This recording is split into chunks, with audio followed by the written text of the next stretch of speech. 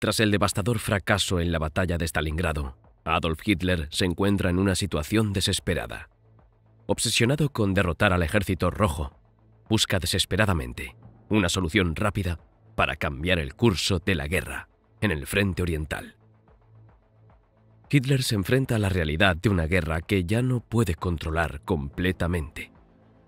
A pesar de sus intentos desesperados, la capacidad de Alemania para mantener su impulso comienza a debilitarse significativamente.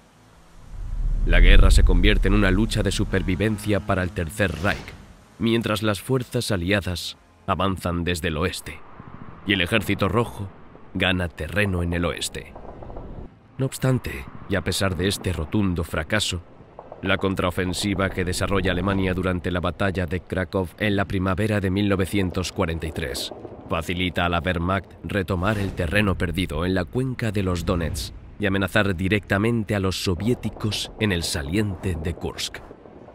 Bautizada como Operación Ciudadela, el alto mando alemán, presionado por el mismísimo Adolf Hitler, aprobó el 15 de abril de 1943 una nueva ofensiva de verano que, partiendo de Orel al norte y Kraków al sur, supuestamente rodearía el saliente de Kursk, con la finalidad de embolsar y destruir a los numerosos ejércitos soviéticos ahí concentrados.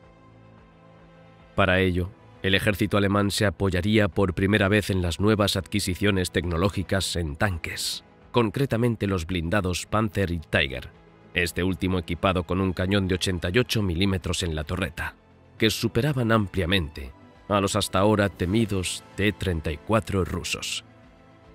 A estos carros se sumaron los habituales Panzer III y Panzer IV, además del recién estrenado autopropulsado Ferdinand de 62 toneladas de peso y Elephant de similares características. Lo mismo sucedió con los modernos modelos incorporados a la Luftwaffe, ya que a los siempre presentes cazas Messerschmitt 109 y bombarderos en picado Stuka se añadieron los novedosos Henschel 129, convertidos en aviones cazacarros. El grupo de ejércitos centro al mando del mariscal Gunther von Kulge y el grupo de ejércitos sur al frente del mariscal Erich von Manstein serían las dos alas encargadas de rodear Kursk, por los sectores septentrional y meridional en dirección Svodova y Oboyan, respectivamente, manteniendo plena confianza en el factor sorpresa y en la superioridad técnica de los nuevos tanques y aviones. Inicio de la Operación Ciudadela. Es el momento de escribir la última voluntad, anotaba con amargura un soldado de asalto de las SS en su diario el 5 de julio de 1943, mientras aguardaba la orden de avanzar. A lo largo de la línea, los soldados soviéticos compartían sus propios chistes, como el del tanquista que informaba que casi todos en su unidad habían caído ese día. «Lo siento», señalaba, «me aseguraré de que me quemen mañana». Hitler dio este nombre a su plan, argumentando: «Esta operación es de una importancia fundamental. Debe concluir con un rápido y decisivo éxito. Cada jefe y cada soldado habrán de ser debidamente preparados para que se den cuenta de la importancia decisiva de esta ofensiva. La victoria de Kursk será un faro que iluminará el mundo». Descubre el emocionante mundo de tanques con nuestra promoción exclusiva antes de adentrarte en la Segunda Guerra Mundial. Elige entre una amplia variedad de vehículos en Hack Tank Arsenal, desde destructores de tanques hasta tanques pesados, con más de 800 opciones para dominar el campo de batalla a tu manera. Únete a Massive Battles y conquista diversos terrenos en campos abiertos, colinas, bosques, desiertos y zonas urbanas. Cada batalla ofrece una nueva aventura en este emocionante juego gratuito. Únete a una comunidad global de más de 100 millones de jugadores, desde novatos hasta profesionales, y disfruta de la emoción de la batalla sin costo alguno. Si eres un nuevo jugador, podrás acceder y llevar tu juego al siguiente nivel con Premium por 7 días. Pilota el Cromwell B, un tanque medio británico, Premium de nivel 6. Aprovecha 250.000 créditos para empezar con fuerza desde el primer momento. Sumérgete en la acción con 3 tanques de alquiler, incluyendo el poderoso Tiger 131, el versátil T-78 y el ágil Type 64. Si eres un jugador que regresa, podrás disfrutar de 3 días de Premium y redescubre todas las ventajas al volver. Personaliza tus tanques con el estilo de camuflaje 2D Bargain para darles un toque único. Prueba el tanque Premium Centurion MK Rack durante 10 días o recibe 100.000 créditos si ya lo tienes en tu garaje. Usa el código de invitación COMBAT para obtener beneficios exclusivos. No te pierdas esta oportunidad única y nos vemos en el campo de batalla. Lo único que quedaba por decidir era el momento de comenzar y los emplazamientos precisos, que la inteligencia soviética había sido incapaz de determinar. Adolf Hitler había propuesto la fecha repetidamente. Al menos 3 veces el alto mando soviético, conocido como la Stavka, había emitido falsas alarmas. Entonces, en la tarde del 4 de julio de 1943, los alemanes enviaron a sus hombres la señal infalible: una ración especial de aguardiente. Un alsaciano que servía en las Waffen-SS desertó enseguida y convenció a un equipo de interrogadores de alto rango, incluido el comandante del frente del Voronezh, el general Nikolai Vatutin, y al consejero político de 49 años Nikita Khrushchev, de que la ofensiva alemana se pondría en marcha antes del amanecer del 5 de julio. Conceder a los alemanes la ventaja de la sorpresa táctica podría resultar fatal. Khrushchev informó rápidamente a Moscú. Joseph Stalin devolvió la llamada y, según Khrushchev, le pidió su opinión, a lo que contestó que haremos que el enemigo pague con sangre cuando intente avanzar. Prevista la operación Ciudadela para las 5:30 horas del amanecer del 5 de julio de 1943, 3 horas antes de desencadenarse la ofensiva alemana, a las 2:20 horas de la madrugada, los soviéticos, que sabían de antemano el plan enemigo y conocían las posiciones germanas, se adelantaron mediante un potente bombardeo de piezas de artillería y lanzacohetes Katyusha a sus oponentes. Cogidos totalmente por sorpresa, las grandes concentraciones de tropas alemanas que esperaban abalanzarse sobre los rusos fueron castigados intensamente por miles de toneladas de fuego y plomo. Rápidamente, las filas germanas de primera línea se disolvieron y las bajas empezaron a crecer alarmantemente, lo que impediría realizar cualquier tipo de ofensiva coordinada de cara al asalto previsto para el amanecer. Hasta las 3:30 horas de la noche de aquel 5 de julio de 1943, el ejército alemán no respondió al bombardeo soviético, efectuando un fuego de contrabatería con miles de cañones contra todas aquellas piezas enemigas que fueron localizadas. Así pues, y al igual que había sucedido una hora antes, las tropas soviéticas fueron machacadas por la artillería alemana, sufriendo bajas muy elevadas y siendo destruidos innumerables cañones y vehículos. Mientras tanto, y al mismo tiempo que miles de proyectiles caían entre una y otra línea, cientos de zapadores alemanes se infiltraron en tierra de nadie, arrastrándose hasta las líneas soviéticas, cortando las alambradas y despejando los campos de minas para que al amanecer pudieran circular los tanques. Justo antes de salir los primeros rayos de luz de la mañana del 5 de julio de 1943, tanto los aviones de la Luftwaffe como los de la Flota Aérea Roja se atacaron mutuamente a lo largo de todo el frente, bombardeando concentraciones de tropas y aeródromos en la estepa. Por parte alemana, los cazas Messerschmitt Bf-109 y Focke-Wulf Fw-190 destruyeron ametrallando a tierra a decenas de aparatos soviéticos. Oficialmente a las 4 horas de la madrugada del 5 de julio de 1943, comenzó la gran ofensiva terrestre contra Kursk, cuando el 9º ejército alemán del general Walter Model emprendió la marcha contra los ejércitos soviéticos situados entre el frente de Briansk y el frente central. Protegida la infantería alemana por los nuevos blindados Panther y autopropulsados Ferdinand, el primer asalto fue un auténtico desastre. porque las tropas soviéticas, bien protegidas en las trincheras, destruyeron numerosos tanques alemanes mediante trampas explosivas y cargas de dinamita, mientras los nidos de ametralladoras y los morteros diezmaban a la infantería. Solamente la entrada en acción de los poderosos carros Tiger de la 20ª División Panzer decantaron la balanza hacia los alemanes, porque la 15ª División de Fusileros fue expulsada del Valle de Oka con grandes pérdidas, lo que facilitó a la Wehrmacht ocupar la propia localidad de Oka, conquistar la ciudad de Butiriki y destruir a todos los cañones anticarro y blindados T-34 presentes en la zona. Simultáneamente, el 48 Cuerpo Panzer inició la Operación Ciudadela, cargando contra el frente de la estepa en Cherkaskoye. Este asalto, que inicialmente terminó en fracaso, porque los 200 tanques alemanes resultaron inmovilizados debido a un campo de minas barrido por la artillería enemiga, pudo ser superado cuando los soviéticos cometieron el error de salir de sus posiciones y ser masacrados por los nuevos blindados Panzer.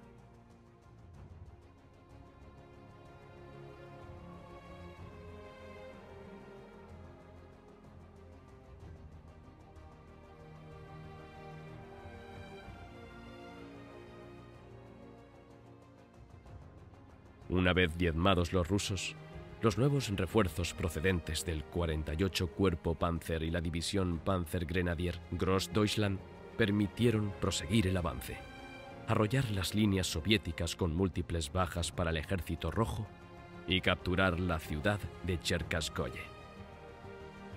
El segundo Cuerpo Panzer de las SS, conformado por las veteranas divisiones Leibstandarte, Das Reich y Totenkopf, partió hacia el saliente de Kursk atravesando los campos de minas con pasmosa facilidad y chocando contra las tropas soviéticas de la 52ª División de Guardias y la 375 División de Fusileros. Acto seguido, los tanques Tiger, acompañados de blindados más ligeros y semiorugas Hanomag que escoltaban soldados a pie y granaderos, superaron las defensas enemigas. Rompieron el dispositivo de barreras anticarro, destruyeron a los cañones rusos que protegían la zona y disolvieron todo este sector del frente, facilitando una penetración hacia el interior. Menos efectiva transcurrió la ofensiva protagonizada por el Grupo Kempf, el segundo Cuerpo Panzer y el Cuerpo Rausch, porque a los 5 kilómetros de progresar los alemanes, estos fueron detenidos ante la frenética resistencia de la artillería soviética y quedaron inmovilizados sin poder avanzar ni retroceder en las colinas de Belgorod.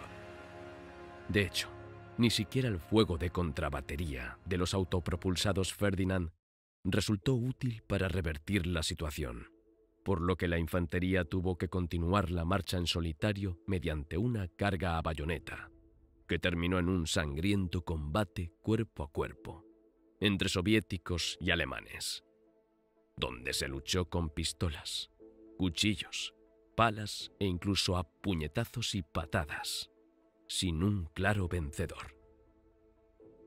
Caída la tarde de aquel 5 de julio de 1943, la batalla de Kursk mejoró bastante para las tropas del ejército alemán, cuando ocuparon el importante enclave de Alexandrovka.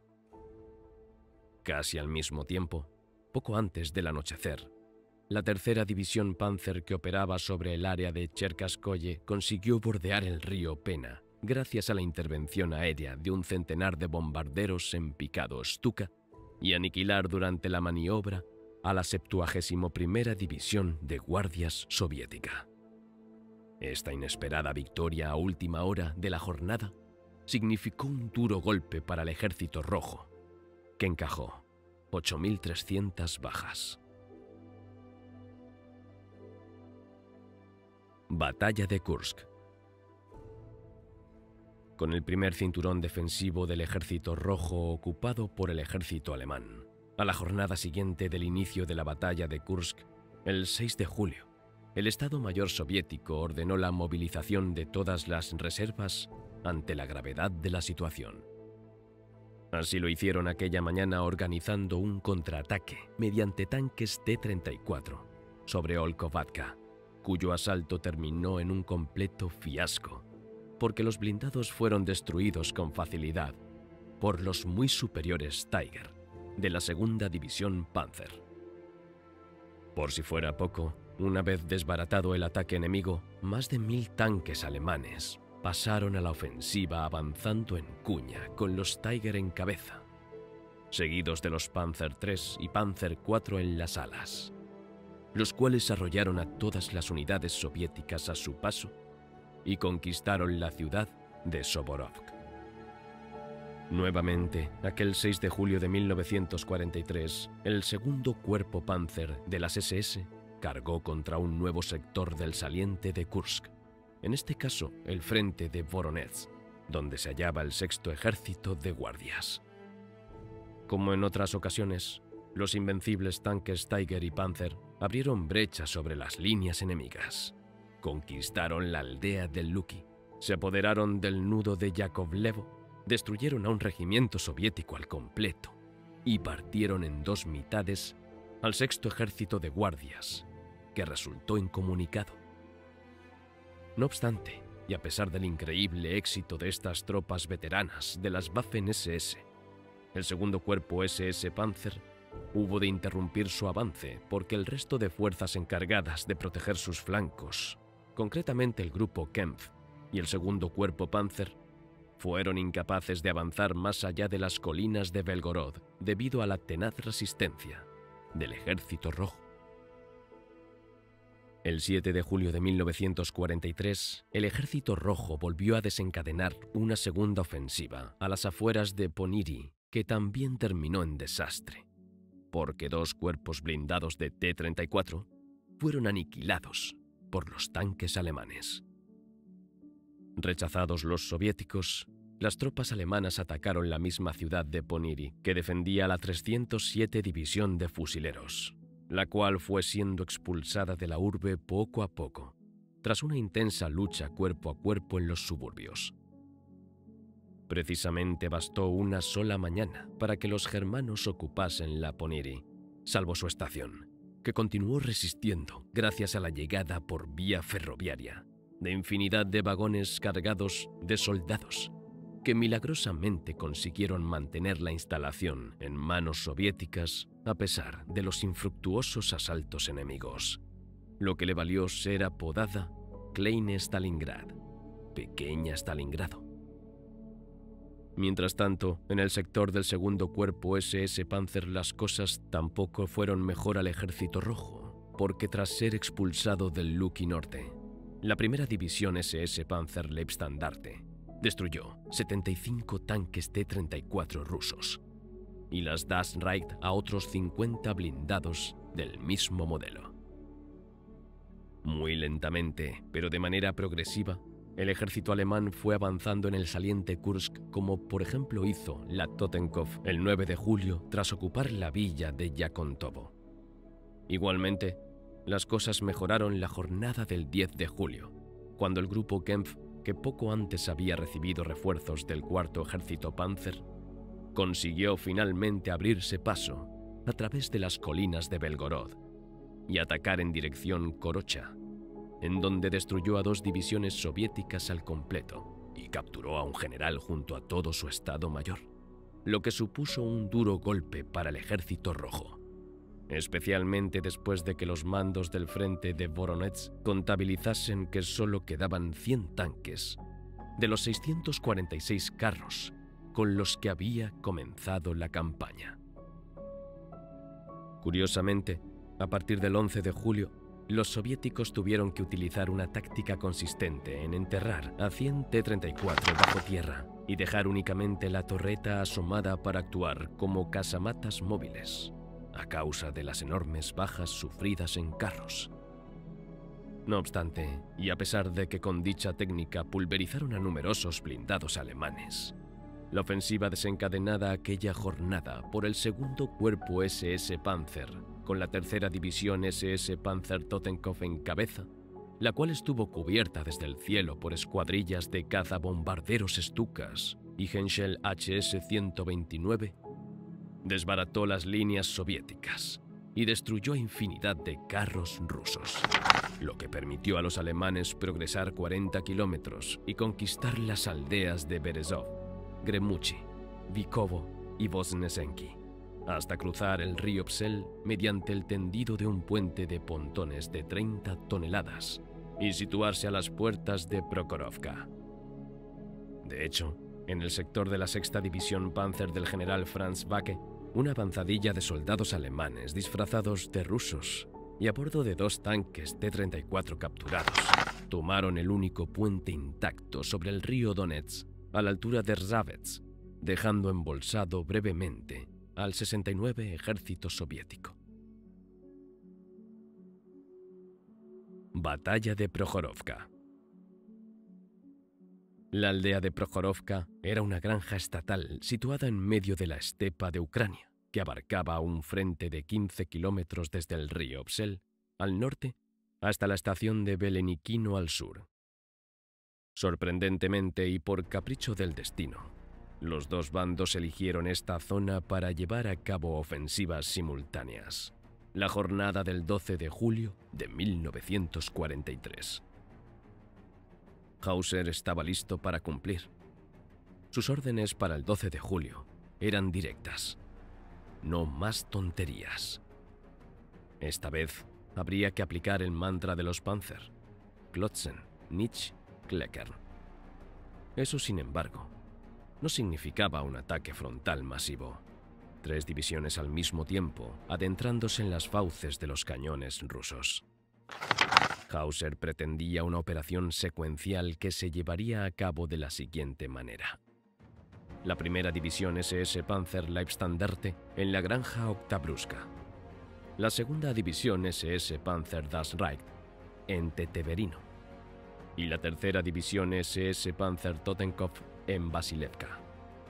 Mientras que el quinto ejército de guardias del general Pavel Rodmistrov, compuesto por 310 tanques y 472 aviones, con el 18º cuerpo blindado en Andreyevka y el segundo cuerpo de guardias blindado en Vinogradovka. Tal situación preparó el escenario para el acontecimiento definitivo de Kursk, la batalla de tanques en Prokhorovka. Todos los elementos del mito estaban a mano.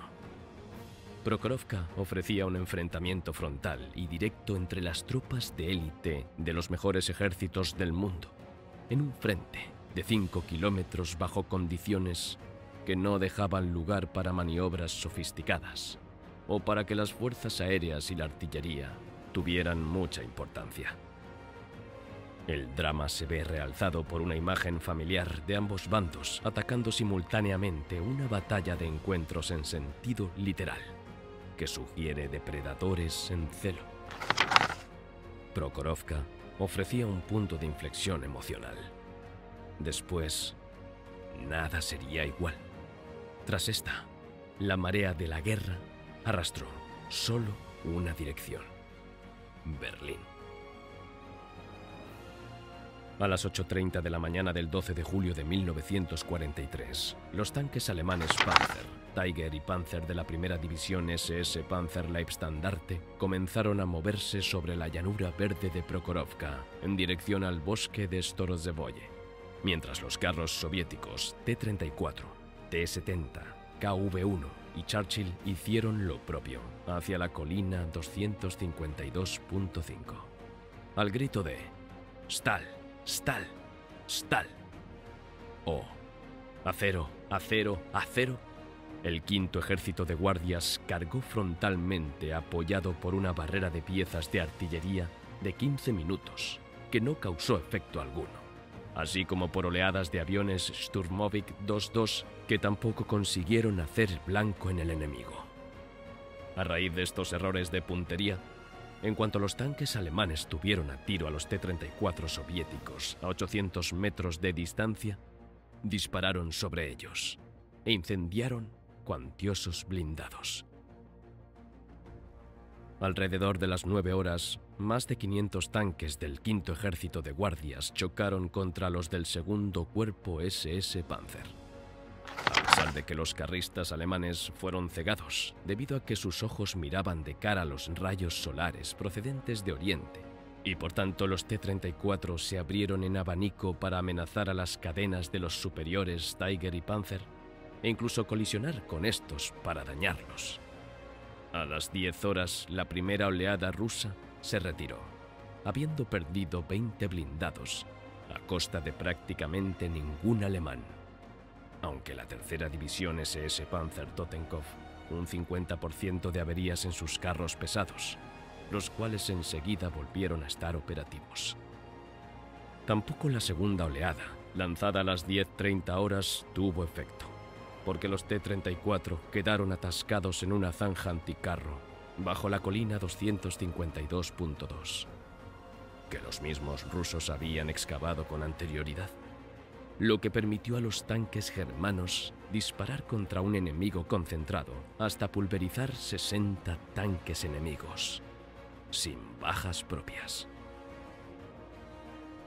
Respecto a los flancos del sector central de la batalla de Prokhorovka, los blindados del Sexto Ejército de Guardias fueron aniquilados por lanzacohetes Neverwelfer y una agrupación de la Tercera División SS Panzer Totenkopf, que con sus Tiger destruyó 60 tanques T-34 entre el río Psel y Vasilevka. Involucrados en la batalla estaban en el lado alemán el muy elogiado comandante alemán de tanques Tiger, Michael Wittmann, también Rudolf von Ribbentrop, y el Standartenführer Joachim Peiper, junto a su mejor hombre de la Leibstandarte, Werner Wolf. Frente a una energía y determinación increíbles, Wolf tomó la audaz decisión de asumir el mando de una compañía que había quedado sin líder después de que su comandante fuera asesinado. Con una determinación inquebrantable, rápidamente tomó el control de la escena caótica.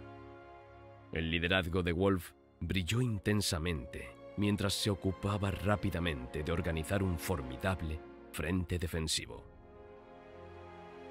Agrupó a sus granaderos y al personal disponible, y enfrentándose al implacable asalto del enemigo, desplegó estratégicamente equipos de combate cercano contra tanques, mostrando un excepcional orden táctico.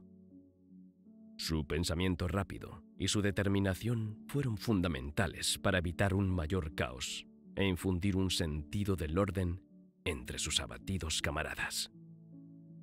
Además, en medio del caos de la batalla, Wolf logró salvar sus vehículos de combate autopropulsados en llamas y explotando, de una destrucción segura.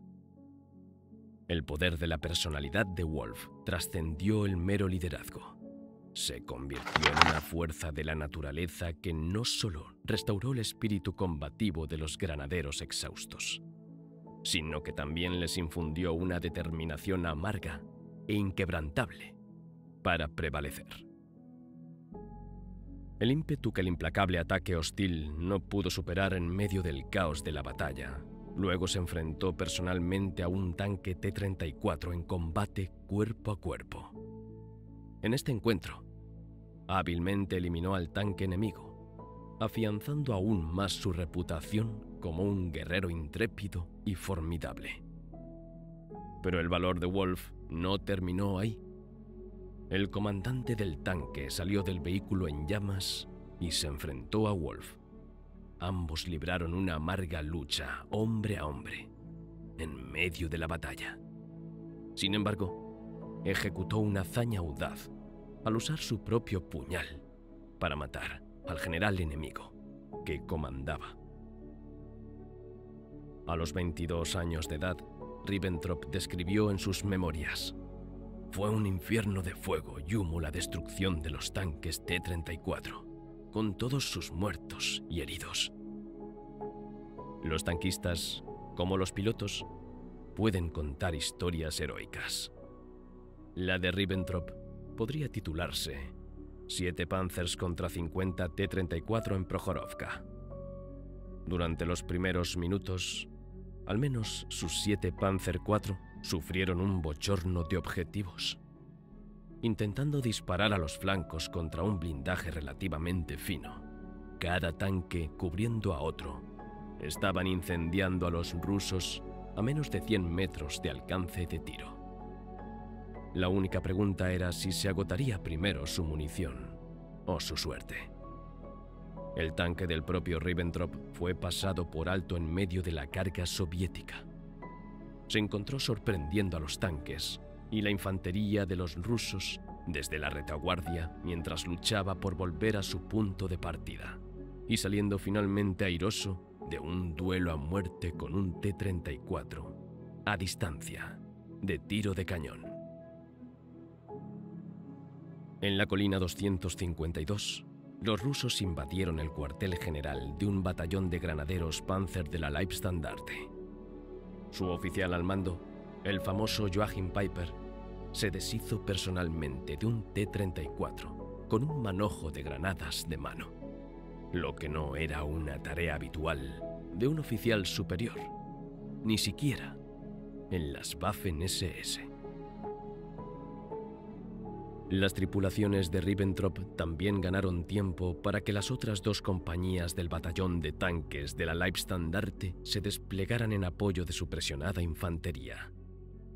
Indiscutiblemente de mayor importancia, la resistencia de Ribbentrop permitió a la compañía Tiger de la división tomar posiciones apuntando hacia abajo en la colina 252 y cubriendo la granja estatal Octubre. Las brigadas de vanguardia del 18º Cuerpo de Tanques tenían la tarea de atravesar el flanco izquierdo de la Leibstandarte, aún abierto de par en par en ausencia de los Panzer de la Totenkopf. En un primer momento, 4 Tiger bloquearon su avance. Uno de ellos estaba comandado por un héroe SS aún más icónico que Ribbentrop. Las leyendas que envuelven a Michael Wittmann oscurecen el hecho de que, incluso en esta etapa temprana de su carrera, sus camaradas lo consideraban único, por su conocimiento de la situación y su cabeza fría. Aquello lo convirtió en el hombre correcto en el lugar correcto, cuando cientos de tanques soviéticos avanzaron hacia la granja estatal Octubre. Comenzando a distancias de 1800 metros, los Tiger liquidaron metódicamente un T-34 tras otro. Y había muy pocos Tiger para ofrecer un blanco a la artillería rusa de apoyo. Erhard Gurs, un soldado bajo el mando de Peiper, dijo: «Fue un infierno. Después de la batalla, el campo de cultivo al este de la zanja era como un cementerio de tanques». A partir de este último revés, y justo mientras los carros rusos chocaban y eran pulverizados entre los campos de maíz y los cultivos ante las faldas de la colina 252.2, la aviación alemana obtuvo la superioridad aérea y con sus cazatanques Stukas y Henschel HS-129 remató la jornada aniquilando a los últimos blindados soviéticos a lo largo de un total de 893 salidas. A la caída de la tarde del 12 de julio de 1943, el quinto ejército de guardias se retiró completamente derrotado de la batalla de Prokhorovka, considerado por los expertos como el enfrentamiento local de tanques más grande de la historia. Hasta ese momento, el Ejército Rojo había sufrido 5.500 bajas y la destrucción de 334 tanques y 420 dañados, mientras que el ejército alemán tan solo encajó 522 bajas, entre 97 muertos y 425 heridos, además de 6 tanques destruidos y 41 averiados. Sin embargo, continuaron los avances a pequeña escala. A partir de las 10:45 de la noche, la Totenkopf se sintió suficientemente cómoda como para informar que su grupo Panzer había llegado a la carretera Karteshevka-Prokhorovka con un día de retraso y una gran escasez de hombres y tanques. En el mapa, solo unos pocos kilómetros separaban a la Totenkopf de la carretera que conducía a la retaguardia del frente de Voronezh. Para ese momento, las compañías de granaderos Panzer de la Totenkopf se habían reducido a 50 hombres o menos, tan cansados después de días de combate cuerpo a cuerpo que los estimulantes estándar estaban teniendo el efecto contrario. El regimiento blindado había perdido casi la mitad de sus tanques luchando por salir de la cabeza de puente del Psel. 45 habían sido destruidos o dañados, incluidos todos los Tiger. Las tripulaciones de los 56 Panzer restantes estaban agotadas. El combustible y las municiones eran escasos. Aunque solo unos pocos de los tanques averiados se perdieron de forma permanente, los equipos de mantenimiento se encontraban en el otro extremo del Psel. Tanto traer a sus hombres y vehículos hacia adelante como hacer retroceder a los tanques significaba desafiar las prioridades más elevadas de comida, gasolina y municiones en una dirección, o la evacuación de los heridos en la otra. Los puentes siguieron siendo vulnerables al ataque aéreo y a la posibilidad aún existente de un avance enemigo por sorpresa. El cuadro original del mando de la Totenkopf provenía de los campos de concentración. Su primer comandante, Theodor Eicke, había pasado un tiempo en un hospital psiquiátrico, lo que no era un paso habitual hacia el alto mando, ni siquiera en el Tercer Reich. No resulta sorprendente que el espíritu de la división fuera a hacer el trabajo a cualquier precio. La imaginación no era una virtud valorada. De manera que, cuando en la noche del 12 de julio la Totenkopf expresó su preocupación por las fuerzas soviéticas y el número de refuerzos que parecían llegar por momentos, cuando comenzó a prepararse intensamente para un ataque aún más fuerte en su todavía reducida cabeza de puente, fue una clara señal de que el SS Cuerpo se había detenido por completo, al menos en la mente de aquellos que llevaban la peor parte del día en el bando soviético y leían las intercepciones de radio descodificadas. En la noche del 12 de julio, Manstein agradeció y alabó a las divisiones de las SS por su sobresaliente éxito y conducta ejemplar. Los informes de pérdidas de tanques soviéticos y los relatos de primera mano de lo que les había sucedido reforzaron aún más la creencia de Manstein de que las posibilidades eran buenas y los rojos se estaban desangrando. La situación real merecía un estado de ánimo más tenue. Hoth estaba nervioso. Sus dos cuerpos principales habían sido golpeados con fuerza en el frente por los tanques rusos, cuyo número excedía con creces la preocupación original que había llevado a Hoth a planear el giro de las SS hacia Prokhorovka en primer lugar. Tampoco los informes posteriores de inteligencia y reconocimiento prepararon al mando del cuarto ejército Panzer para unos cuerpos y ejércitos de tanques que parecían materializarse desde los mismos bosques y estepas. Las pérdidas de personal del día no eran en sí mismas paralizantes. Las SS contaron alrededor de 200 muertos y desaparecidos probablemente muertos, pero el número de heridos era mucho mayor. Solo la Leibstandarte informó de 321 heridos, la mayoría en las compañías de tanques y fusileros. Y, para repetir el canto fúnebre universal de Ciudadela, nada podría reemplazar a los veteranos, los comandantes de pelotón y compañía, los comandantes de tanques y los suboficiales que se sacrificaban cada vez más, asumiendo riesgos suicidas para compensar la reducción de habilidad, energía y moral en unas unidades agotadas y con escasez de hombres. Desde el 5 de julio, los tanquistas de las SS y los granaderos Panzer, los fusileros y los artilleros habían sido llevados al límite mental, emocional y físico por la naturaleza e intensidad de los combates. Un buen número de hombres, incluso entre la tropa, estaban levemente heridos o conmocionados, pero preferían quedarse con sus uniformes antes que un sistema de evacuación médica por exceso de trabajo. La combinación de calor húmedo y lluvia torrencial también pasó factura. La sed, hasta el punto de la deshidratación, era un problema especial para los tanquistas. La comida, si es que había, con algo caliente, incluso café, era una anomalía bien recibida. La constante universal, sin embargo, era la falta de sueño. Contra todo pronóstico, la mañana del 13 de julio de 1943, y a pesar del lento avance con que progresaba el ejército alemán hacia el saliente de Kursk, Adolf Hitler ordenó suspender la Operación Ciudadela.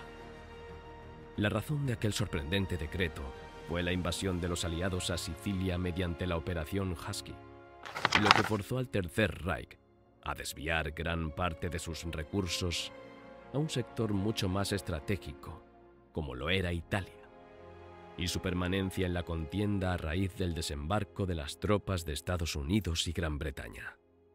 Tales acontecimientos hicieron que todo el segundo cuerpo SS Panzer, que de nuevo acababa de frustrar una ofensiva soviética en Prokhorovka, destruyendo 150 tanques enemigos sin pérdidas propias, fuese trasladado desde Kursk hacia la península italiana, incluyendo las divisiones de élite de las Waffen-SS, lo que impidió cualquier tipo de acción ofensiva y propició la cancelación de la Operación Ciudadela sobre el frente oriental.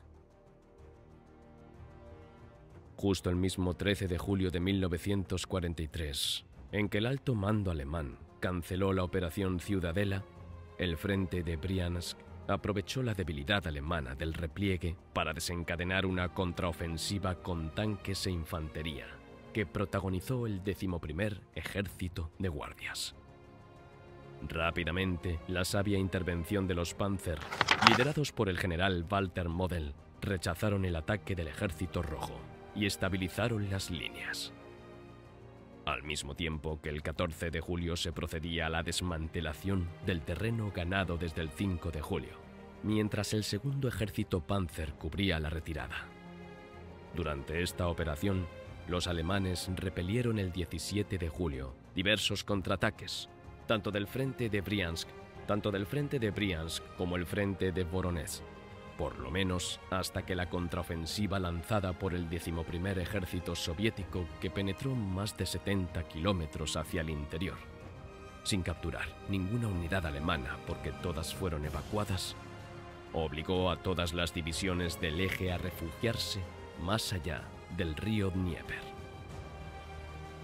A primeras horas del 23 de julio de 1943, las vanguardias del Ejército Rojo alcanzaron las líneas del punto de partida alemán de la Operación Ciudadela, iniciada el 5 de julio.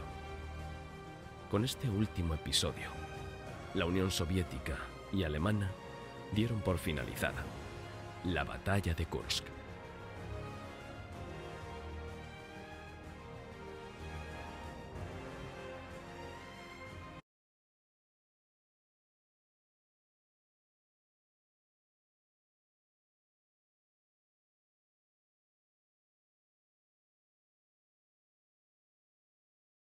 Entrevista con Rudolf von Ribbentrop, hijo del ministro de Asuntos Exteriores Joachim von Ribbentrop, exoficial de tanques de la Waffen-SS y condecorado con la Cruz de Caballero, Wiesbaden, 2002. Muchas gracias por reunirse conmigo. Tengo entendido que normalmente no recibe a historiadores, por lo que es un gran placer para mí. ¿Puedo preguntarle primero cómo llegó a la Waffen-SS? Claro, es un placer hablar con usted, ya que ha conocido a otros camaradas que lo elogian por escuchar sin juzgar y por querer conocer la verdad sobre lo que hemos vivido. Entonces, la Waffen-SS, ¿por qué me uní? El año 1939 fue, por decirlo suavemente, confuso. El Führer quería la paz, pero nuestra situación hizo necesario ir a la guerra. Yo era un alemán patriota y quería servir a mi nación y a sus intereses. Había visto a los hombres de la SS en desfiles y en la Cancillería del Reich, y me impresionaba su apariencia elitista y su estatus vanguardista que otorgaban al Führer. Desde temprano en mi juventud había decidido que me uniría a la SS cuando llegara el momento de alistarme, porque quería pertenecer a la élite. Sin embargo, debido a la posición de mi padre en el gobierno del Reich, dudé un poco. No quería que pareciera que recibía un trato preferencial y por eso quería demostrar mi valía por mí mismo. Cuando estalló la guerra me alisté y fui asignado a una unidad que no tenía nada que ver con la Leibstandarte Adolf Hitler. Me alegró esto, ya que no quería dar la impresión de que había sido aceptado por mi apellido. Mi objetivo era llegar a la Lage una vez que hubiera demostrado mi valía. Empecé desde abajo y trabajé para ascender. ¿Su padre alguna vez le habló sobre los asuntos del Estado y en particular sobre Polonia? Sí, lo hizo. Normalmente comíamos juntos y siempre estuve interesado en su trabajo, así que, naturalmente, él me consentía. Hablaba sobre las reuniones con sus colegas y sus opiniones sobre Alemania y el Führer. Mi madre y mi padre asistían a muchas celebraciones para diplomáticos, y siempre admiré los trajes que mi padre llevaba. Siempre estaba muy bien vestido.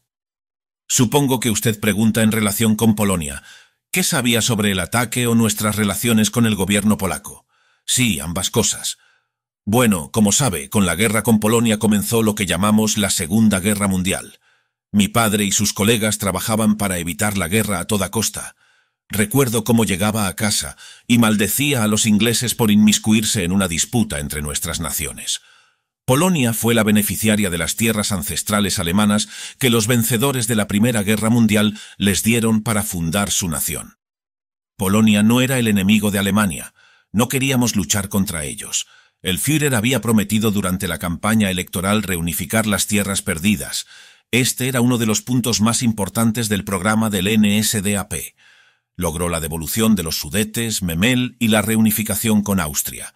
Polonia era el último problema, y se agravaba con las violaciones fronterizas que quedaban de las guerras fronterizas iniciadas por Polonia en los primeros años 20.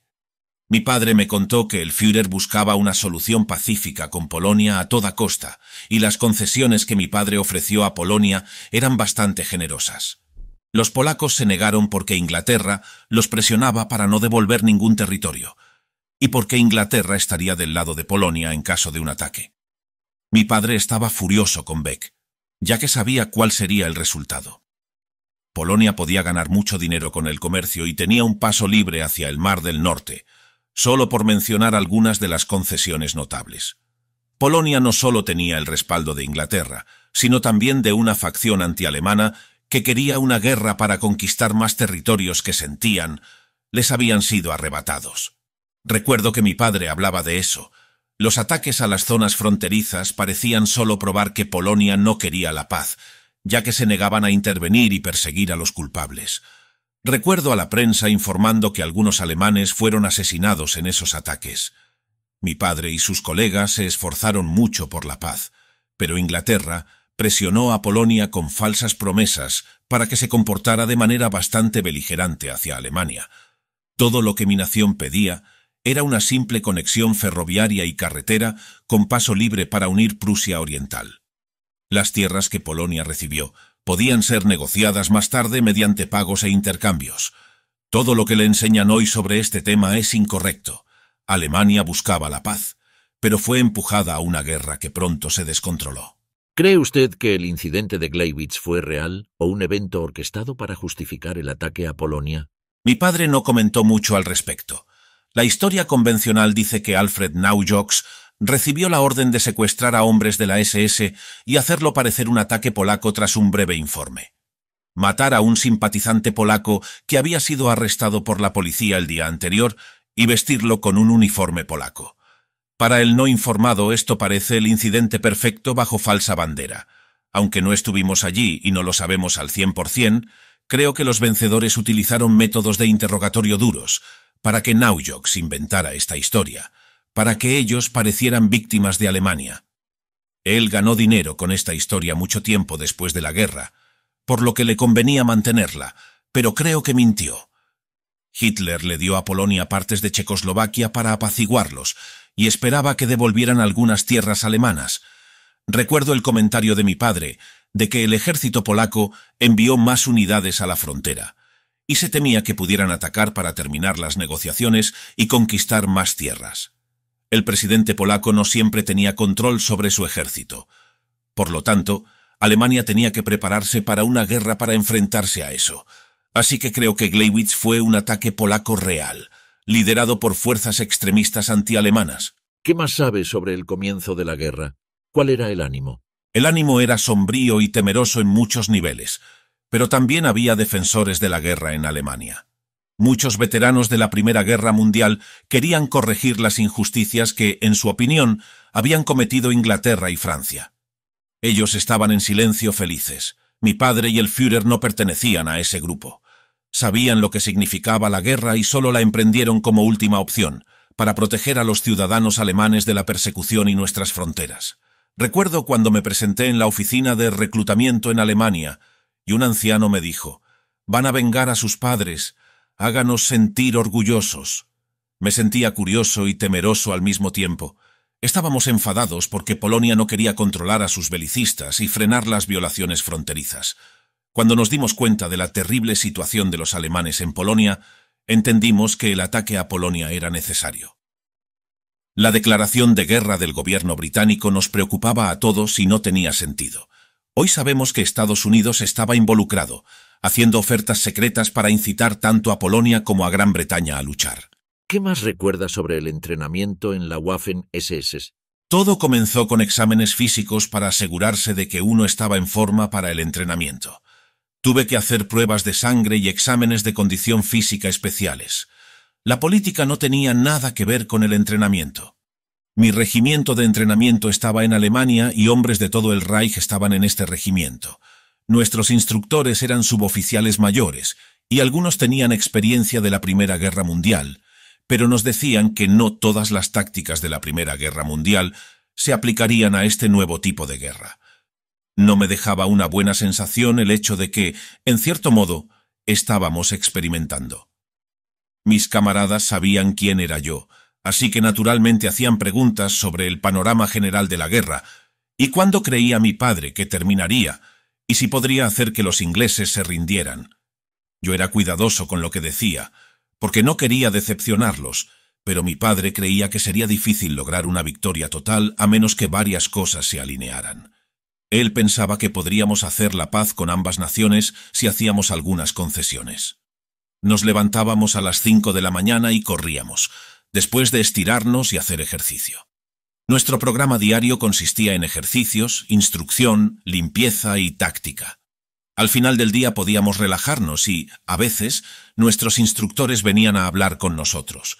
Hablábamos sobre política, la situación mundial y la guerra.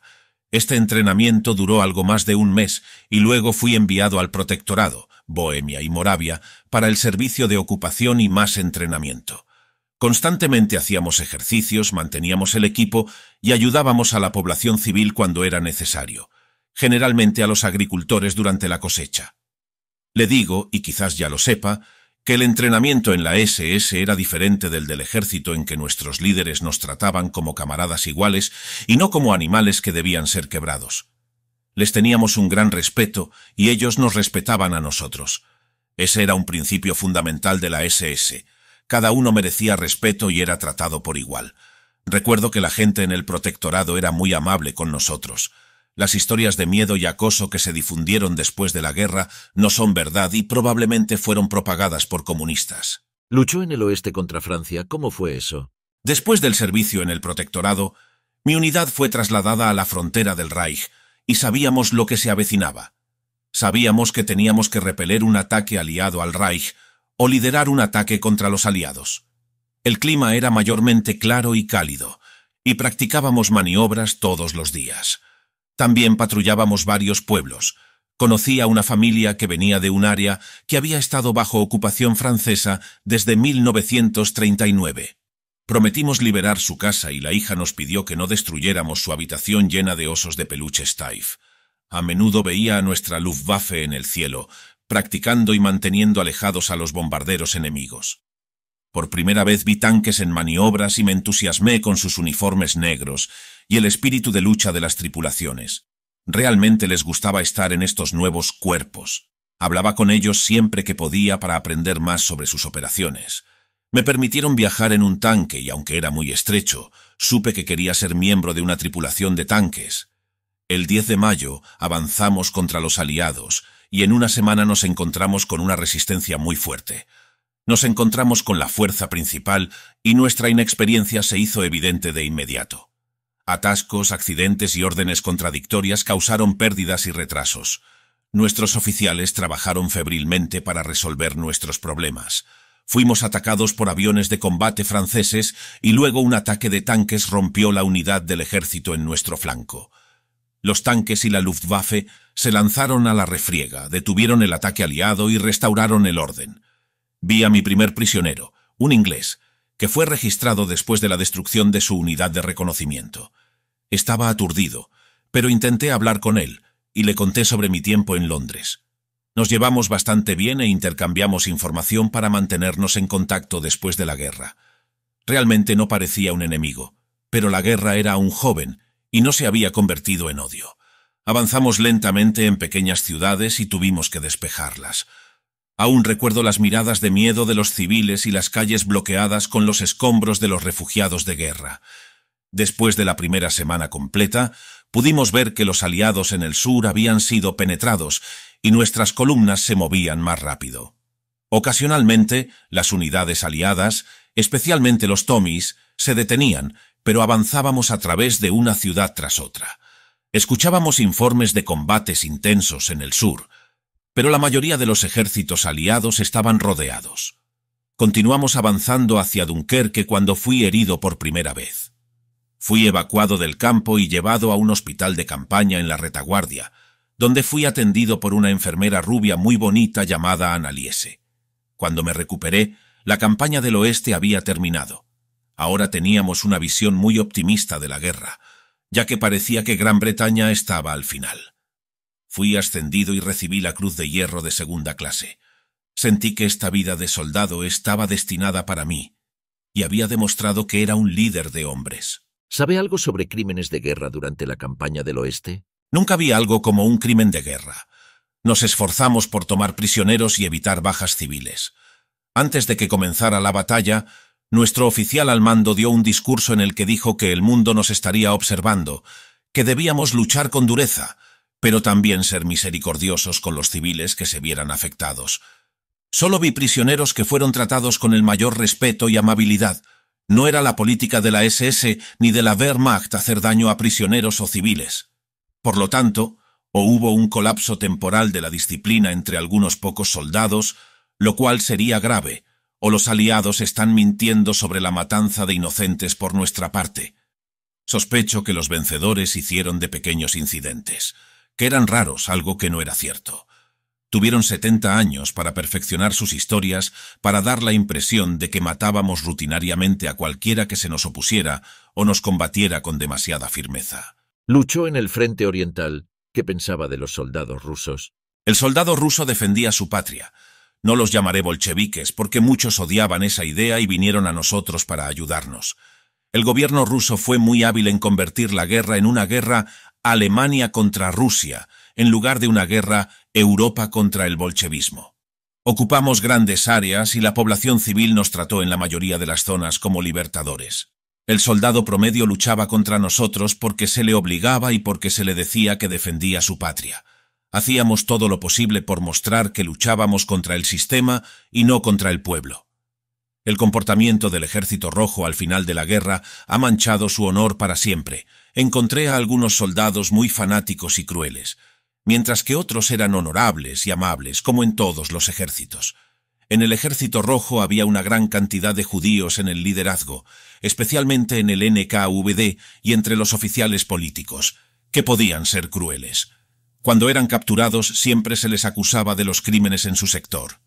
Un ejemplo de esto fue mi tiempo en Finlandia con el grupo de combate de la SS Nord. En un contraataque a una posición que había sido invadida por los rusos unos días antes, encontramos a muchos soldados finlandeses tendidos uno al lado del otro, y al investigar, descubrimos que todos habían sido ejecutados de rodillas. Un prisionero capturado fue interrogado y dijo que se habían llamado a oficiales políticos para restaurar la moral y que habían ordenado la ejecución de todos los aliados alemanes.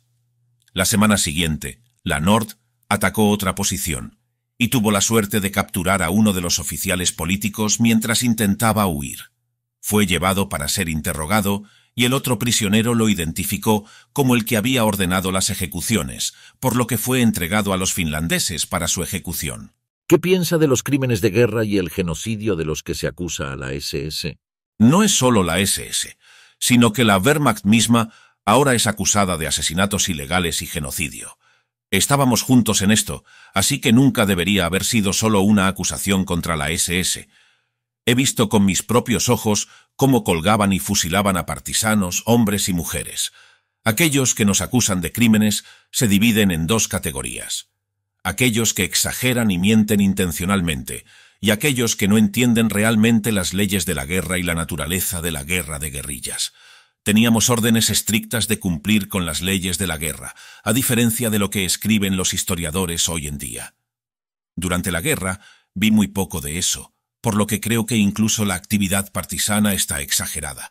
En la mayoría de las áreas en las que estuve, fue muy tranquilo en lo que respecta a ataques partisanos. Condeno cualquier atrocidad, independientemente de quién la haya cometido, pero puedo decir con la conciencia tranquila que nunca matamos a inocentes a sabiendas. Nos esforzamos por tomar prisioneros y proteger la propiedad.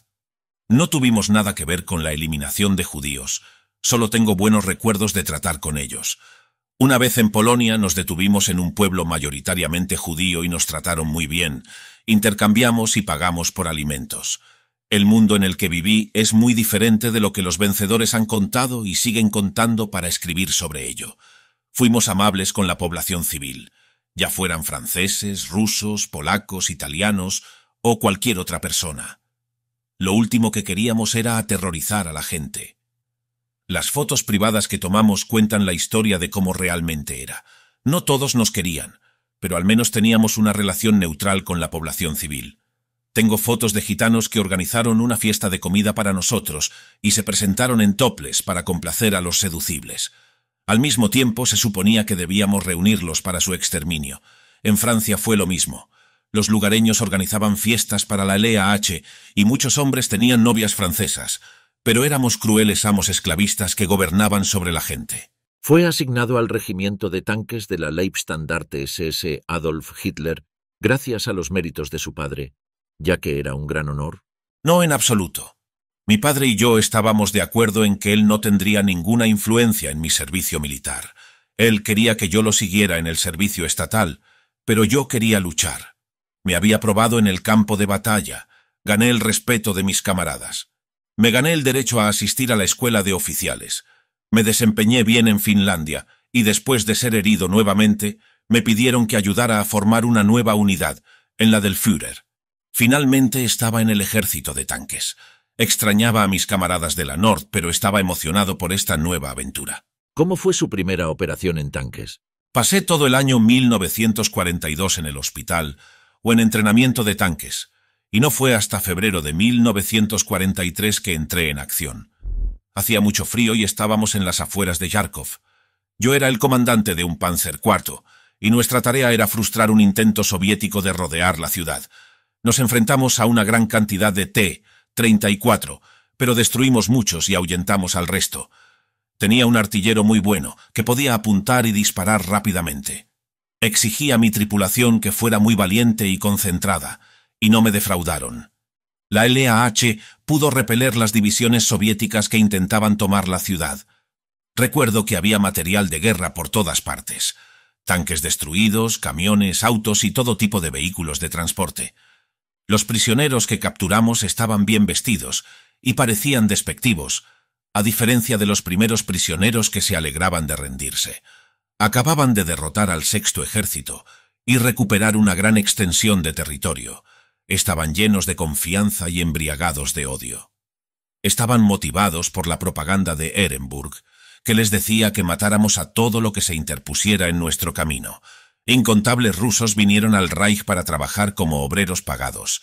Estas personas fueron consideradas como muertas por nosotros cuando los territorios fueron recuperados. A los soldados se les contaron historias de cómo matábamos a todos los soldados que se rendían, violábamos a las mujeres, gaseábamos a los ancianos y vendíamos a los jóvenes como esclavos para la raza de señores. Esto llevó a muchos rusos inflamados a vengarse de estos supuestos crímenes. Después de la liberación de Kharkov, vimos muchos casos de soldados y civiles asesinados alrededor de la ciudad. Durante esta batalla, la táctica de tanques rusa era pobre. Tenían tantos tanques que empleaban un plan de ataque masivo, creyendo que si atacaban con más tanques tendrían más posibilidades de éxito. Al final, eso resultó ser cierto, ya que a menudo nos superaban en una proporción de 10-1 y nos quedábamos sin municiones antes de poder retirarnos. Estábamos asombrados por los recursos materiales que tenían los rusos. Mi padre decía que la inteligencia y el Estado Mayor habían engañado al Führer sobre la fuerza de Rusia con la idea de que, si derribas la puerta, toda la casa se derrumbará. No hay duda de que habríamos luchado, ya que muchos creían que Rusia también planeaba un ataque, pero el Führer golpeó primero. Los generales y la inteligencia causaron innumerables muertes, pero hoy dan entrevistas y escriben memorias en las que complacientemente afirman que Hitler estaba desequilibrado y se negaba a escuchar consejos militares razonables. Nosotros en el campo de batalla tuvimos que presenciar las malas decisiones que tomaron, y al final pueden llamarnos fanáticos y criminales. Luchó en Normandía contra los aliados occidentales. ¿Cuáles fueron sus experiencias? Aprendí en el frente oriental que nuestras fuerzas no eran el monstruo que la propaganda describía. Eso era aún peor en el oeste. Quizás teníamos algunas armas superiores, una moral más alta y una fuerte creencia en nuestra causa.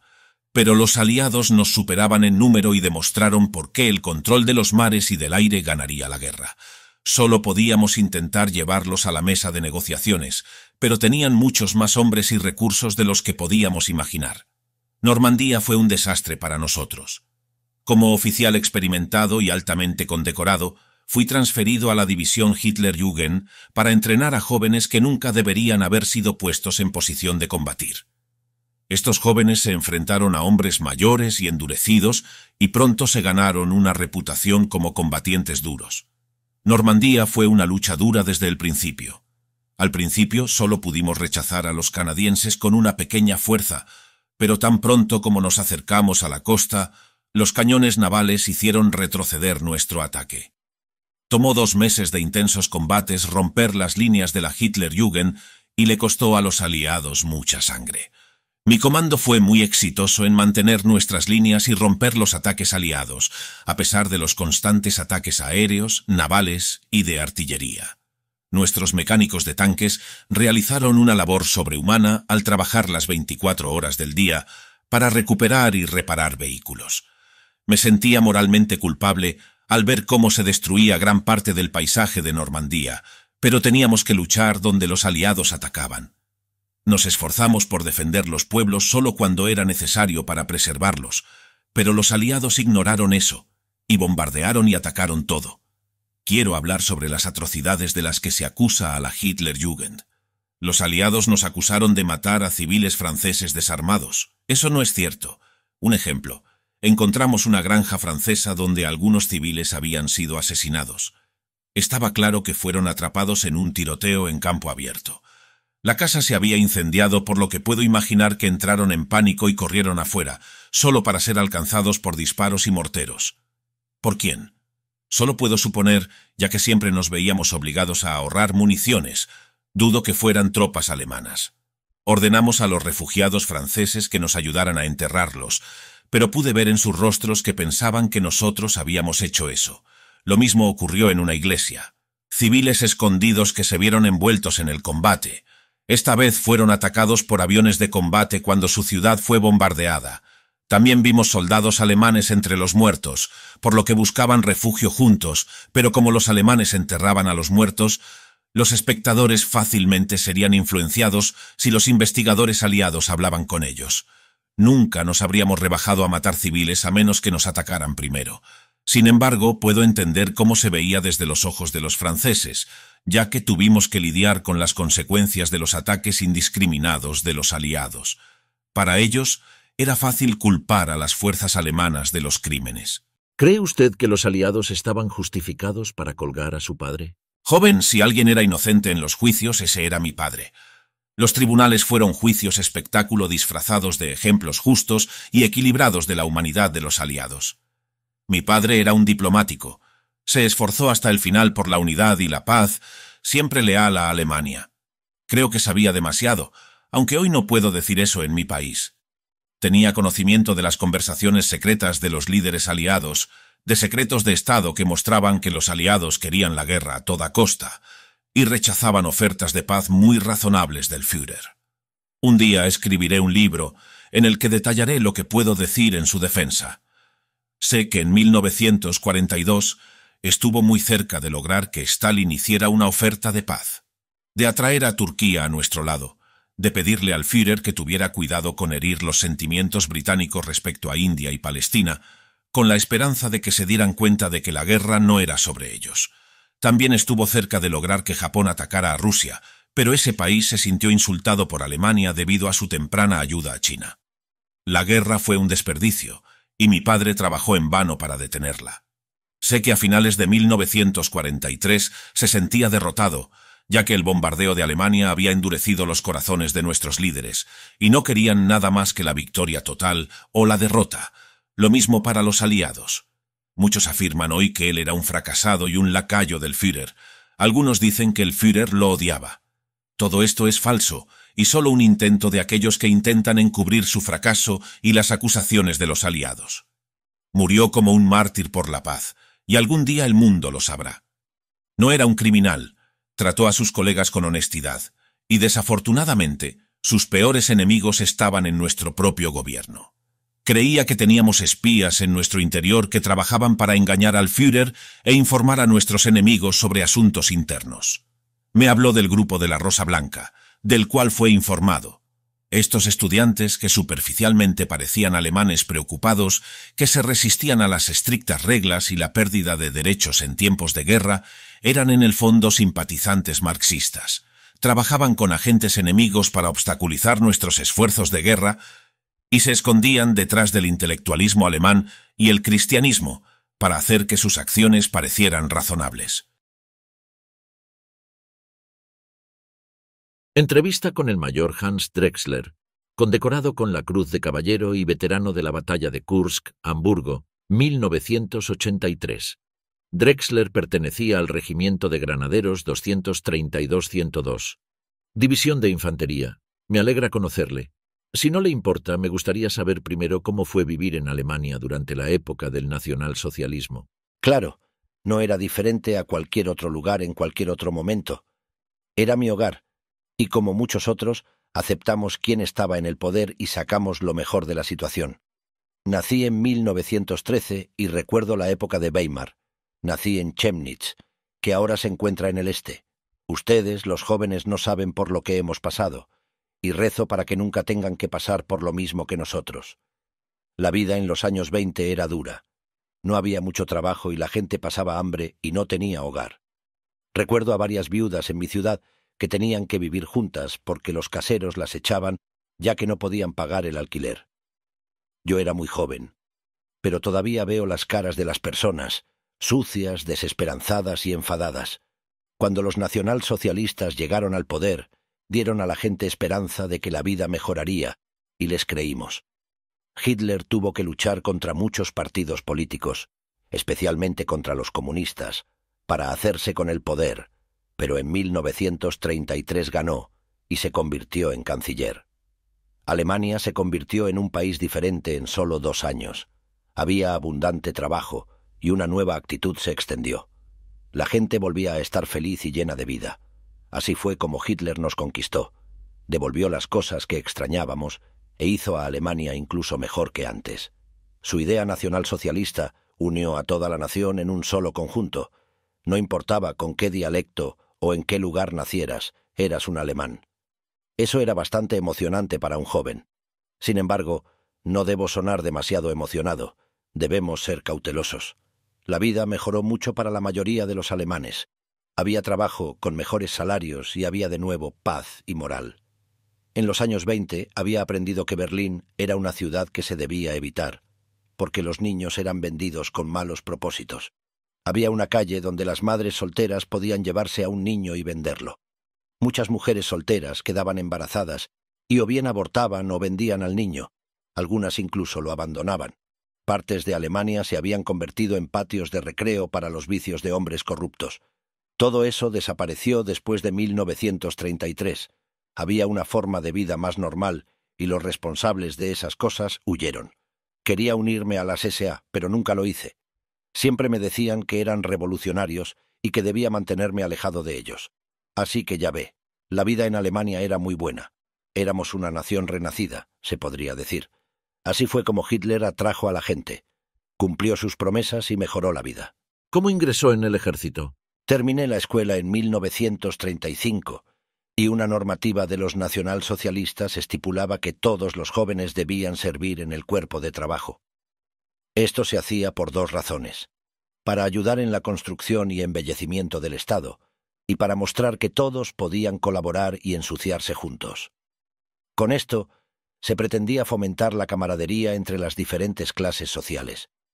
En 1935 se emitió un nuevo llamamiento para aumentar las pequeñas fuerzas armadas de posguerra.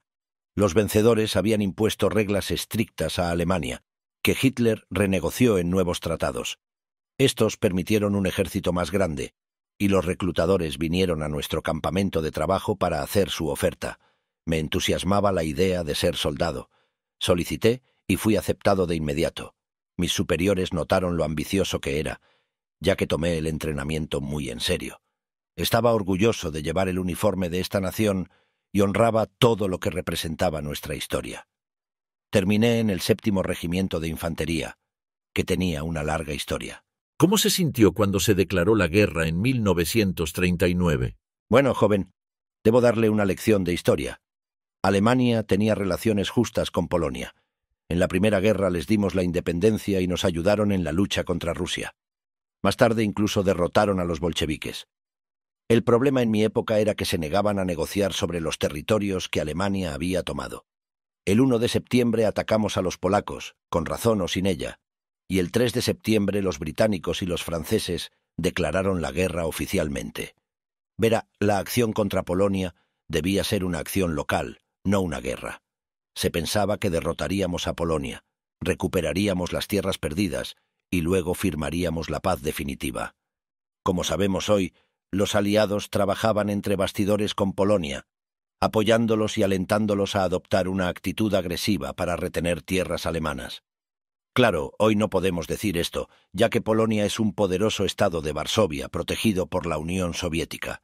Hay algo de verdad en lo que Hitler y los nacionalsocialistas decían sobre los alemanes en Polonia. Yo estaba cerca de la frontera polaca y vi a los refugiados que llegaban al Reich. Parecían miserables y todos contaban historias de persecución solo por ser antiguos ciudadanos alemanes, y eran tratados muy mal desde que Polonia recibió esas tierras. Eran alemanes que habían vivido en esas tierras durante generaciones, y luego, por el Tratado de Versalles, de la noche a la mañana se convirtieron en ciudadanos polacos y les quitaron sus derechos como alemanes. Los polacos los obligaron a adaptarse al modo de vida polaco, o enfrentarían privaciones. Muchos de los que se negaron a someterse al nuevo gobierno fueron boicoteados, amenazados, golpeados y algunos asesinados. El gobierno polaco no hizo nada y fingió que simplemente se lo merecían por no aceptar el dominio polaco. Esto se informó a Hitler y, junto con el deseo de recuperar las tierras perdidas, lo llevó a un curso de guerra. No lo sabe, pero se lo diré. Se enviaron muchas propuestas de paz a Polonia, pero las rechazaron todas. Hoy en día, la prensa nunca las menciona cuando se habla de la guerra. Es como contar un cuento de hadas, y la prensa lo convierte en un hecho incontrovertible. Los intelectuales han abandonado la búsqueda de la verdad, y todos se han pasado al bando de los vencedores. Realmente creo que Hitler quería la paz, pero también fue presionado para hacer algo. Los polacos guardaron silencio sobre esto después de la guerra, porque sabían que nuestros líderes podrían refutarlo. Pero ahora tienen mano libre para decir lo que quieran, con la bendición de Rusia. Nos acusan de atacarlos sin motivo, de asesinar a sus oficiales en Katyn y de llevarlos a los campos de concentración. Son todas afirmaciones que no creo y pienso que, cuando llegue el momento, la verdad saldrá a la luz. En aquel entonces, tenía un sentimiento que no era ni alegría ni tristeza. Los polacos parecían pedir guerra y nuestro líder estaba dispuesto a dársela. Recibió la Cruz de Caballero. ¿Cómo fue recibir esa condecoración? Sí, fui condecorado con la Cruz de Caballero. En aquel entonces significaba mucho más que hoy. Fue un momento de orgullo cuando me la colgaron al cuello. Cuando llevabas esa cruz, recibías atención y muchos admiradores. Había pequeños folletos que los niños coleccionaban de los condecorados. Una vez vi uno de una enfermera que los había coleccionado todos. Era de Günther Prien. Recibí la Cruz de Caballero por la exitosa defensa de las posiciones de mi unidad en Orel, después de la fallida ofensiva. Los soviéticos nos habían rodeado, pero nos mantuvimos firmes y repelimos sus fuertes ataques. Los soviéticos estaban bastante debilitados por la Operación Citadela, pero probablemente nos superaban en número 4-1. Mis hombres se mantuvieron firmes y les infligimos más pérdidas severas hasta que fuimos relevados. Mostramos a Líban que podíamos derrotarlos a pesar de nuestra inferioridad numérica. Por esta acción fui propuesto para la condecoración y fue aprobada. Ya tenía la cruz alemana en oro, así que la cruz de caballero era el siguiente nivel. ¿Cuándo se dio cuenta de que la guerra no se podía ganar? Personalmente, tuve la sospecha en 1941 de que estábamos mordiendo más de lo que podíamos masticar. Rusia sola era demasiado para nosotros. Los generales que decían que podríamos derribar la puerta de entrada y toda la casa se derrumbaría estaban equivocados. Cumplimos nuestro deber con nuestro país a pesar de todas las adversidades. Se nos dejó claro, incluso en la prensa, que estábamos muy superados en número por nuestros enemigos. La gran mayoría de nosotros creía que la providencia estaba de nuestro lado y nos llevaría a la victoria final. Incluso en 1945, todavía pensaba que vendría un arma milagrosa que nos salvaría y nos sacaría de la derrota con una victoria. El realista en mí decía que habíamos perdido la guerra después de la ofensiva de Kursk. Según nuestros informes de inteligencia, Rusia estaba gravemente debilitada en 1943 y dispuesta a firmar una paz negociada. Ese maldito ataque a posiciones bien preparadas que nos esperaban fue una tontería. Les dio nueva vida y elevó su moral. Fue el principio del fin. Nota: la inteligencia británica informó a sus aliados soviéticos comunistas sobre dónde atacarían los alemanes. Sin el gigantesco programa de préstamo y arrendamiento de los Estados Unidos, los soviéticos, como predijeron los alemanes, habrían colapsado. Incluso si hubiéramos ganado en Normandía, el frente oriental habría colapsado y habría necesitado algo más que un milagro para salvarnos. Estábamos retrocediendo más rápido de lo que el enemigo podía avanzar. ¿Cómo veía la población civil a las tropas alemanas al comienzo de la Operación Barbarroja? Muy bien. Yo pertenecía al grupo de ejércitos centro. Le contaré lo que vi. La primera gran ciudad a la que llegamos fue Białystok, la ciudad más grande del noreste de Polonia, que sufría bajo la ocupación soviética. Mientras la gente nos recibía como libertadores, vi cosas que preferiría no haber visto. Judíos fueron asesinados, familias enteras, por la gente. Nos detuvimos en la ciudad para resolver la situación. La multitud estaba furiosa. La SS y la policía tuvieron que arrestar a muchos para detenerlos. La gente exigía que supiéramos lo que había pasado y enviaron representantes a nuestros generales y oficiales. Dijeron que cuando llegaron los soviéticos, la gran población judía de la ciudad ayudó a los soviéticos. Traicionaron a muchos patriotas, cristianos y disidentes.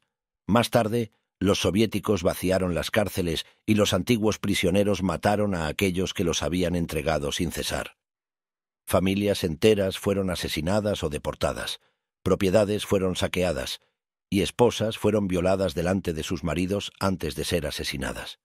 Para ser claro, él habla de la liberación alemana del Este, durante el caos antes de que los alemanes pudieran restablecer el orden.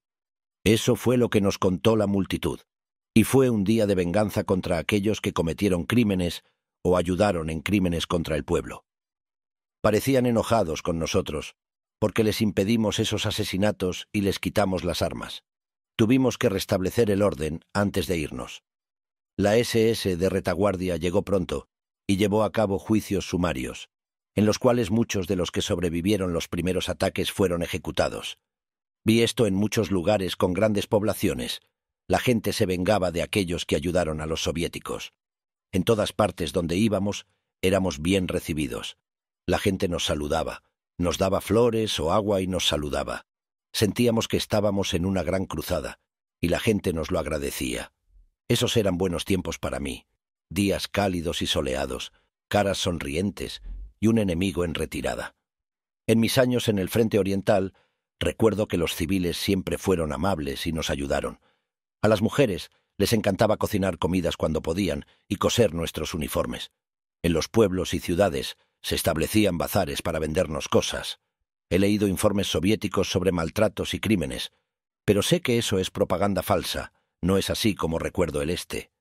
Estoy seguro de que hubo crueldades, pero no eran generalizadas y nunca vi nada de eso. Lo peor que vi fue obligar a judíos y otros a limpiar la tierra quemada de Stalin. ¿Cómo fue la batalla de Kursk para usted? Ya le he contado un poco de eso, de ahí la cruz de caballero. Mi regimiento se encontraba en el sur de la batalla, al sur de Orel. Defendíamos pequeños pueblos contra un posible ataque de flanqueo. Escuchábamos el rugido de la batalla y veíamos el humo, pero permanecíamos relativamente tranquilos. A menudo oíamos el lanzamiento de cohetes y veíamos los combates aéreos que tenían lugar. Algunas unidades iban a la ofensiva para explorar las líneas enemigas y asegurarse de que no planeaban un contraataque. Mi unidad se mantuvo mayormente en calma y nuestros hombres estaban siempre en alerta. Durante ese tiempo, todas las licencias fueron canceladas, a menos que se tratara de una emergencia, ya que necesitábamos a todos en el frente. Solo nos activamos después de que la batalla se interrumpió. Los rusos nos atacaron entonces para romper la línea. Nos enfrentamos a tanques e infantería apoyados por una artillería masiva. Mis hombres resistieron esos ataques, incluso cuando estaban rodeados. La Waffen-SS atacó el flanco y fuimos liberados después de intensos combates. Las luchas fueron duras. A menudo nos enfrentábamos al enemigo en combate cuerpo a cuerpo. Mis hombres lucharon bien, a menudo sin mucho sueño. Teníamos tabletas de cafeína, que podíamos repartir con moderación. Estas se usaban para los hombres que estaban de guardia o cuando estábamos en combates pesados e ininterrumpidos. Teníamos muy pocas de ellas, así que las usamos con moderación. Ayudaban a que nuestros hombres permanecieran concentrados y alerta. El enemigo también tenía algo parecido, y podíamos notar cuando lo usaban, porque tenían ojos salvajes y enrojecidos, y por lo general también estaban llenos de vodka. Los rusos usaban alcohol como estimulante. Una vez capturamos a un oficial que estaba tan borracho cuando llegó a nuestras líneas que nadie le disparó. Lo capturamos y se rió con nosotros todo el camino hacia la retaguardia.